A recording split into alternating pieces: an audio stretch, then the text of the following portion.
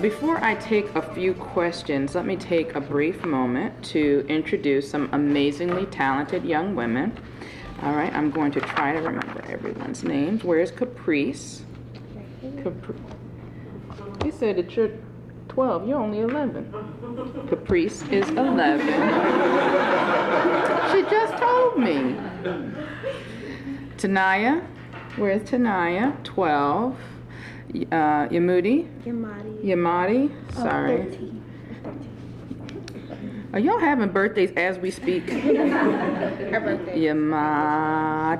Yamadi is 15. Wonderful. And Amira, 12 years old with a very southern accent. Do that again. 12 years what? 12 years old. I love that accent. So these are the women behind the young women, the voices, and the spirit behind the very beautiful song, Believe in Baltimore. I think it's I thought it was My Baltimore. Believe in Baltimore. I'm very grateful to be here with these talented young women and also with representatives of Living Classrooms Foundation, Believe in Music program, as well as representatives from WTMD.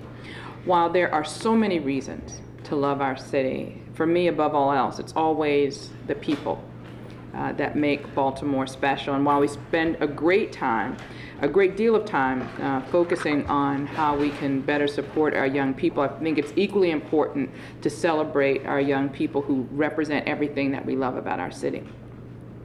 We all know that the unrest in our city was immensely difficult for all of us, adults, but particularly for our young people who've been impacted, I think most of all. These young women have turned to the power of creativity, the power of creation, and I want to thank them for using their creativity and their passion, your honesty, and I want to thank you for your inspiring message. This moving piece of artwork would not be possible without Kenny Liner of the Living Classrooms Foundation, Believe in Music. Kenny, raise your hand. Oh, sorry. Sarah's representing. Sorry, Sarah will be Kenny today. And I want to please tell Kenny thank you for us. I want to thank them for their continued dedication to strengthening our communities and for their dedication in giving our young people outlets to express themselves. It's so important. I also want to thank WTMD for helping the young people to record their original song in studio. Many members of the music community joined to help these students, including Kara, Caleb, Latia Van Zant, as well as members of Future Islands, Lower Dens, Celebration, The Bridge, and many others. That's Kara Satellino, did I get that right? Caleb Stein, and Mount Royal and others. So I want to thank all of the members of the music community who came together to support these young women. I think now more than ever, we need to look to come together in new and different ways to support our young people and to support our community.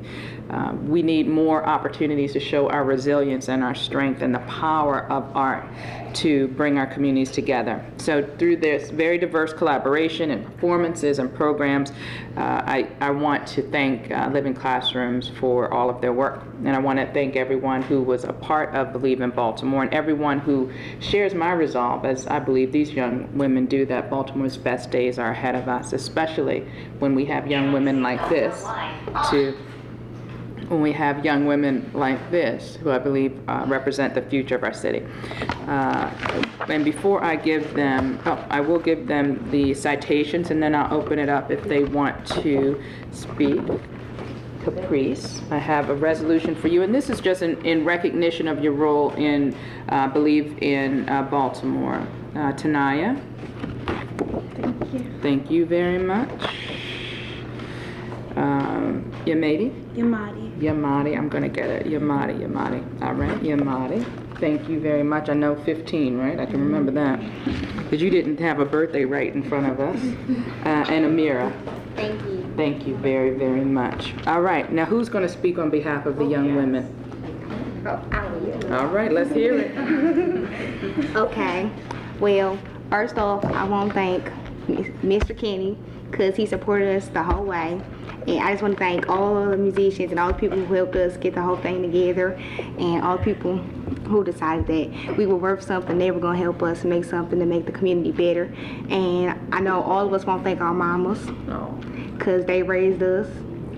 I know we got one over there. I see you, Miss Fender. Yeah, our mamas and everything, because without them we wouldn't even be here. And I just want to thank all you guys for taking the time out your day to support and thank us. So thank you.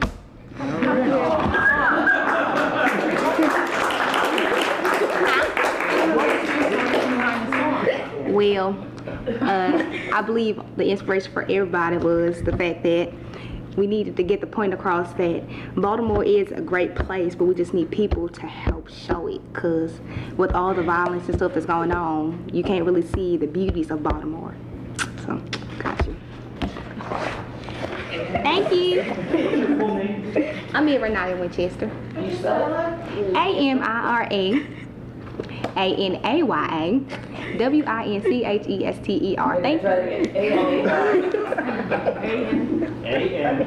ANAYA WINCHESTER. Winchester. Yep. Hello. Okay, so this was made to show like everyone is coming together, that we're a part of a big community, and it's not about race. It's about, this is something that shouldn't have happened, and the song was coming from our hearts, because people don't really listen to us since we're young, and we made this song to show like we have the power to tell our story. Like we were just a part of it as anybody else, and we're not all bad people. We're not. You can't stereotype anybody, because you can't judge a book by its cover. So thank you so much. Say spell your name for us. Yamadi, YAMAUDI, Pender, PINDER. And how old are you? I'm 15. And when did you guys decide to write this song? Was it during the rites? It was like a couple days after. It was days after Mr. Kenny. He asked us to just write how we felt, and after we wrote, he read it and sent it, and they picked what parts that they want, and that's what created our song. And everything just came from everybody's hearts. Like this was something that meant a lot to us, that we wanted to share to everyone in the city. And we thank you guys so much for singing us. Thank you.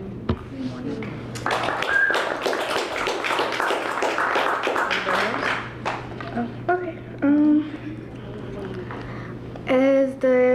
As us being the youth of Baltimore, I believe that we should have had a voice, and this song was our voice. And the collaboration that we had that kind of brought us together was awesome. I believe that all these people here who decided to help us are really great people, and I believe that they believed in us as well as you, because you're here to support us. So thank you. What's your name? Tanaya Kutcherman. Can you spell that? TANIYAH Kutcherman, KUTCHERMAN. Thank you. Thank you. 1992. Yes. Oh, 13. 13.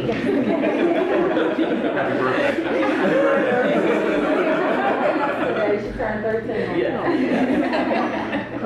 Please say that. Thank you. All righty. So I want to thank these young women again, and I think we're going to turn to see the video, so we're going to back up a little bit. Everyone slide over. Thank you.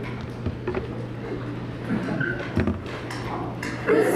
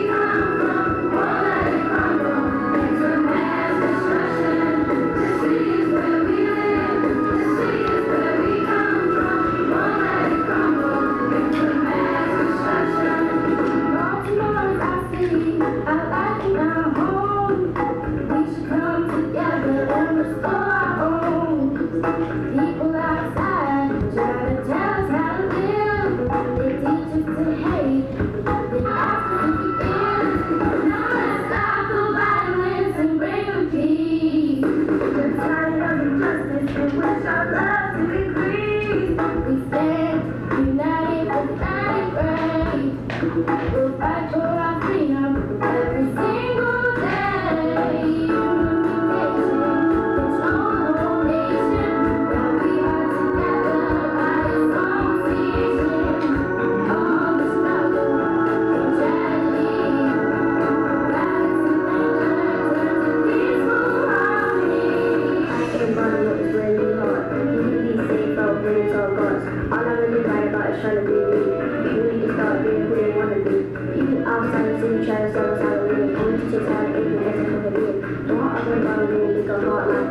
Always feeling when I head into a fight. I like how the men got together and stop all the rights. We make the world better. I hate how the lights make black fight white. Ain't an instruction that's a big in life. If we all work and live in peace, I wouldn't be scared to travel west and east. The city is where we live. The city is where we come from. Won't let it crumble into mass destruction. The city is where we live. The city is where we come from. Won't let it crumble into mass destruction. The city is where we live. The city is where we come from. Won't let it crumble into mass destruction.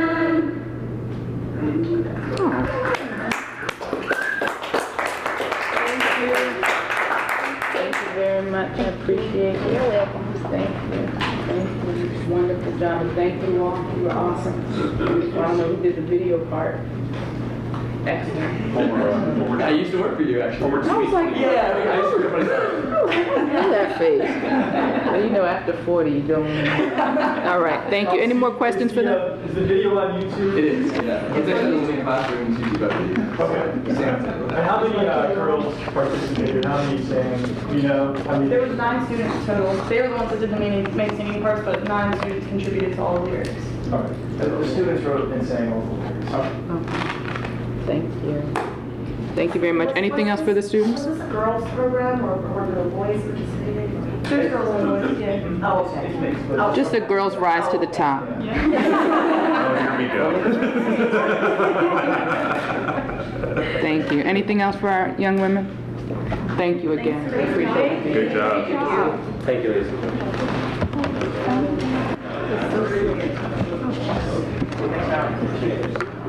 Madam Mayor, your counterpart in Baltimore County is starting to look for alternatives to the Red Line. The Baltimore Sun over the weekend called for a Plan B.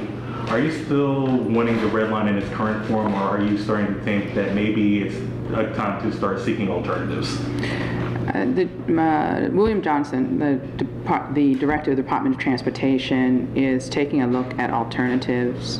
We participated yesterday. I participated with county executive cabinets and several other officials in the Baltimore Metropolitan Council meeting, where we talked about using the Metropolitan Council to examine options for that east-west corridor and to really push to promote the work that will help. If you're familiar with the Opportunity Collaborative and how we're creating a pipeline of jobs and working for job readiness and getting people to those jobs, using the Baltimore Metropolitan Council to support the development of infrastructure to help us to get to where the Opportunity Collective believes that we can be as a city and as a region. So would it be fair to say that you're officially willing to look at Plan B? Yes. Would Plan B still be an east-west, like rail or subway? I think you got it right when you said east-west. What that looks like is still up in the air as far as the mode of transportation. Has Rapid Bus come up at all? I know that's the one specific policy proposal, or I'm sorry, project proposal that I've heard. What are your thoughts on that, or others that are specific? I think it is too early to have a favorite, but Rapid Bus is certainly one of the many options that have been that I've heard discussed as part of our goal to improve public transportation for our communities. There's been talk about using the current metro as a backbone or platform for extensions east and west. Is that something on the table? That's one I have not heard of, but I haven't, I mean, these conversations are ongoing, and, you know, I have not had a full briefing on all of the options that are on the table yet. Because they're trying, there's, our team and the other teams that are looking into it are still fleshing these things out. Has was anybody from the Hogan administration in the meeting yesterday? I am not sure. There could have been. Are you convinced that in the weeks that have passed since the governor said he was killing the project, from the state's perspective, and there was this kind of like, okay, so whose court is the ball in? Is it the decision of you and the county executive, Baltimore County, et cetera, that the ball is in your court to come up with an alternative? I think the law is clear that the state is responsible for public transportation infrastructure. So with that said, the law settles that dispute. With respect to how we develop alternatives, county executive cabinets and I have said that we want to be a part of looking for solutions. The problem still exists. We want Baltimore County, Maryland to truly be open for business. And if it is going to be open for business, it has to include public transportation to support jobs and job growth. And we're going to, I can speak for myself and say I will continue to work with interested stakeholders and all of our partners to look for solutions to our public transportation challenges. What would the funding look like with Plan B? Again, it's too early to say. Last week, Pete Brown, the state transportation secretary, had a briefing in Annapolis on the decision to kill the red line with legislators. They mentioned an August 10th meeting for looking at things going forward. Have you had other meetings behind the scenes with the Hogan administration, or do you anticipate the city being part of that August 10th meeting? We asked for the meeting, and the August 10th, I believe, is a response to that request for a meeting. How do you think the interim police commissioner is doing? I've been pleased with his collaborative approach to reducing violence in our city. We know that we're still in a fight. There's still much too much violence in our street, but I can say that I've seen some promising things come out of his time as the interim commissioner.